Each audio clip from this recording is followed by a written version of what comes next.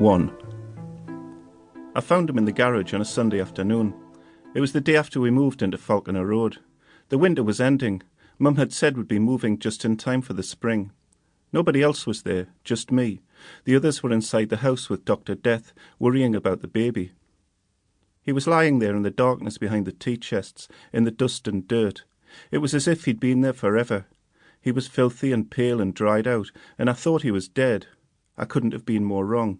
I'd soon begin to see the truth about him, that there'd never been another creature like him in the world.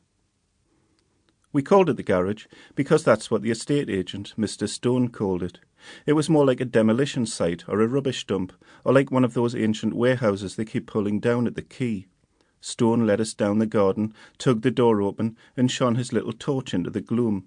We shoved our heads in at the doorway with him. "You have to see it with your mind's eye," he said. "See it cleaned, with new doors and the roof repaired. See it as a wonderful two-car garage." He looked at me with a stupid grin on his face. "Or something for you, lad. A hideaway for you and your mates. What about that, eh?" I looked away. I didn't want anything to do with him. All the way round the house it had been the same. Just see it in your mind's eye. Just imagine what could be done. All the way round I kept thinking of the old man, Ernie Myers, that had lived here on his own for years. He'd been dead nearly a week before they found him under the table in the kitchen. That's what I saw when Stone told us about seeing with the mind's eye.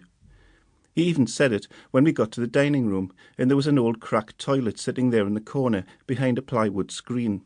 I just wanted him to shut up, but he whispered that towards the end Ernie couldn't manage the stairs. His bed was brought in here, and a toilet was put in, so everything was easy for him. Stone looked at me like he didn't think I should know about such things. I wanted to get out, to get back to our old house again, but Mum and Dad took it all in. They went on like it was going to be some big adventure. They bought the house. They started cleaning it and scrubbing it and painting it. Then the baby came too early, and here we were. 2.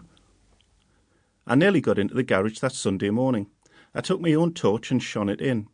The outside doors to the back lane must have fallen off years ago, and there were dozens of massive planks nailed across the entrance.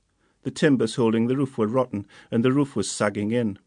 The bits of the floor you could see between the rubbish were full of cracks and holes. The people that took the rubbish out of the house were supposed to take it out of the garage as well, but they took one look at the place and said they wouldn't go in it, even for danger money. There were old chests of drawers and broken wash basins and bags of cement, ancient doors leaning against the walls, deck chairs with the cloth seats rotted away, great rolls of rope and cable hung from nails. Heaps of water pipes and great boxes of rusty nails were scattered on the floor. Everything was covered in dust and spiders' webs. There was mortar that had fallen from the walls. There was a little window in one of the walls, but it was filthy, and there were rolls of cracked lino standing in front of it. The place stank of rot and dust. Even the bricks were crumbling, like they couldn't bear the weight any more. It was like the whole thing was sick of itself and would collapse in a heap and have to get bulldozed away. I heard something scratching in one of the corners and something scuttling about. Then it all stopped, and it was just dead quiet in there. I stood, daring myself to go in. I was just going to slip inside when I heard Mum shouting at me. "Michael, what you doing?" She was at the back door. "Didn't we tell you to wait till we're sure it's safe?"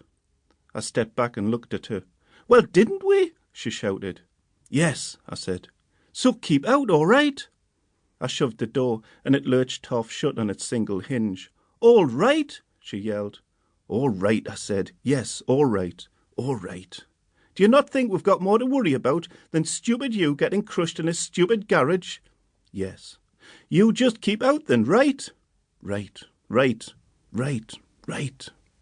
Then I went back into the wilderness we called a garden, and she went back to the flaming baby. 3. The garden was another place that was supposed to be wonderful. There were going to be benches and a table and a swing. There were going to be goalposts painted on one of the walls by the house. There was going to be a pond with fish and frogs in it. But there was none of that. There were just nettles and thistles and weeds and half-bricks and lumps of stone. I stood there kicking the heads off a million dandelions. After a while, Mum shouted was I coming in for lunch, and I said no, I was staying out in the garden. She brought me a sandwich and a can of Coke. "Sorry it's all so rotten and we're all in such rotten moods," she said.